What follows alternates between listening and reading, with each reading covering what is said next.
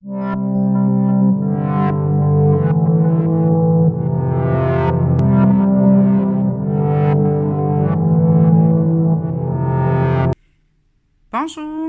Dans la vidéo que je vous présente aujourd'hui, je vous explique comment faire des mailles croisées. C'est vraiment sur 2 mailles qu'on va faire ce point-là. Ça peut se faire avec l'aiguille à torsade ou sans l'aiguille. En fait, je voulais vous montrer un peu ce que ça peut donner. Donc ici, on a un point un peu nid d'abeille. Donc on voit que ça forme un peu des hexagones. Donc ici, c'est une alternance de mailles croisées vers la droite et vers la gauche. On voit ici aussi dans le bleu là, ce que ça peut donner. Et ça peut être aussi utilisé pour faire uniquement du relief. Donc, la ligne que vous voyez qui est juste ici, c'est des mailles croisées aussi, mais qui vont être toujours croisées dans le même sens. Donc, ça nous donne un peu le même effet qu'une torsade, mais uniquement sur 2 mailles. Donc, je vous débute ça avec l'explication avec l'aiguille à torsade. Puis par la suite, je vais vous montrer comment on peut faire sans l'aiguille à torsade. Une aiguille à torsade, c'est une aiguille auxiliaire. Moi, j'utilise les Rainbow de Knit Pick. C'est ceux que j'ai à portée de main, puis je trouve que ça fait le travail. Il y en a différents modèles, différentes marques aussi, là, donc prenez ceux que vous aimez le plus pour travailler. Je vais juste tricoter 1 ou 2 mailles pour débuter. Donc, on va commencer avec un C2L, donc Cross to Left, ou ça peut être aussi indiqué C2F, donc Cross to Front. En fait, ce qui est important de savoir, c'est que ce qu'on veut, c'est que notre maille ici s'en aille de l'autre côté de celle-là. Donc, on croise les 2 mailles qui sont ici. On va les interchanger de position. Donc, pour ce faire, le résultat qu'on veut, c'est que cette maille-là passe vers la gauche et pour qu'elle paraisse, il faut qu'elle passe devant celle-là. Donc, c'est pour ça qu'on va dire que c'est front, donc au devant. Si je la prends avec mon aiguille à torsade, je vais la prendre comme ceci et je vais la laisser devant. Je vais tricoter la maille suivante et reprendre la maille que j'avais mise sur mon aiguille et la tricoter. Donc, ce que je viens de faire, c'est croiser la maille. La maille qui est ici était entre les deux ici avant. Donc, j'ai croisé. On voit là vraiment la maille là, qui s'en va vers la gauche. Je vais tricoter un autre 2 mailles. Et maintenant, je vais vous montrer vers la droite avec l'aiguille à torsade toujours. Donc, ce qu'on va aller chercher à faire, ça va être de prendre notre maille suivante, celle-là ici. On veut qu'elle passe de l'autre côté de celle-là, mais par derrière. Donc, on veut que l'inclinaison de la maille s'en aille vers la droite. Pour qu'elle passe par derrière, je la prends, je la glisse derrière mon travail. Je tricote la maille suivante et je récupère la maille de l'aiguille à torsade que je vais tricoter. Donc là, on voit très clairement ici une maille qui s'en va vers la gauche et une maille qui s'en va vers la droite. C'est en alternant ces mailles-là que vous pouvez créer le relief que je vous ai montré.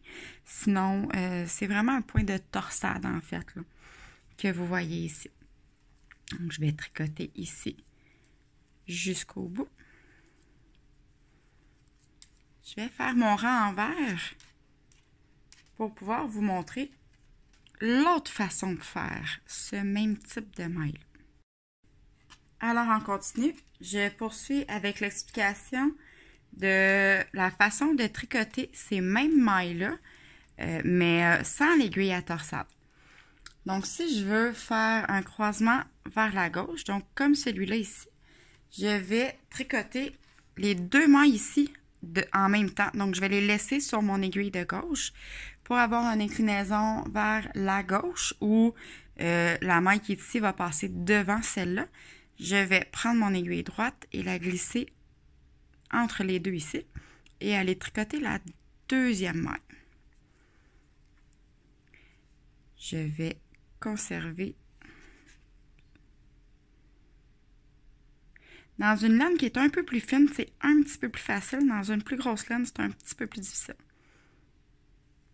Donc, j'ai tricoté ma maille. Ça, c'est mon fil de ma laine. J'ai tricoté la 2e maille. Je vais aller tricoter maintenant la 1re maille. Donc, voilà. Je vais le refaire une 2e fois. J'ai le même résultat qu'on avait juste avant Donc, j'ai une maille qui s'en va vers la gauche comme ceci. Donc, je vais le répéter une autre fois. Je passe tricoter la deuxième maille, mais en passant par derrière la première. Donc, je vais passer derrière. Je vais tricoter la première maille. La deuxième maille, en fait.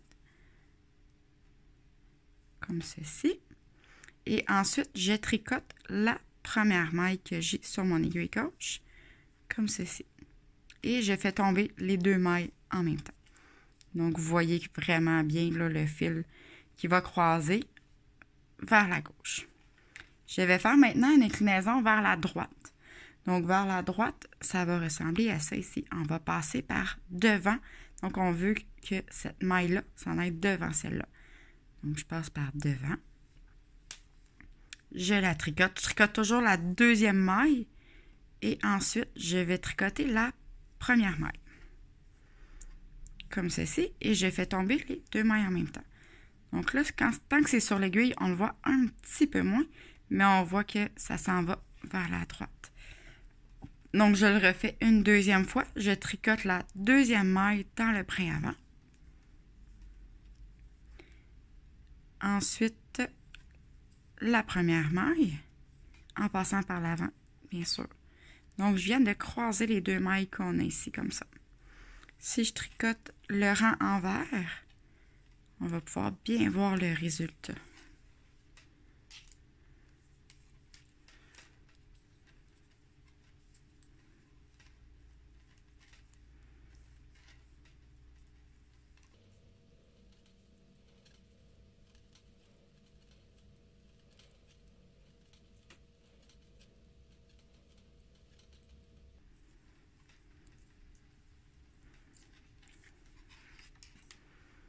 Donc voilà.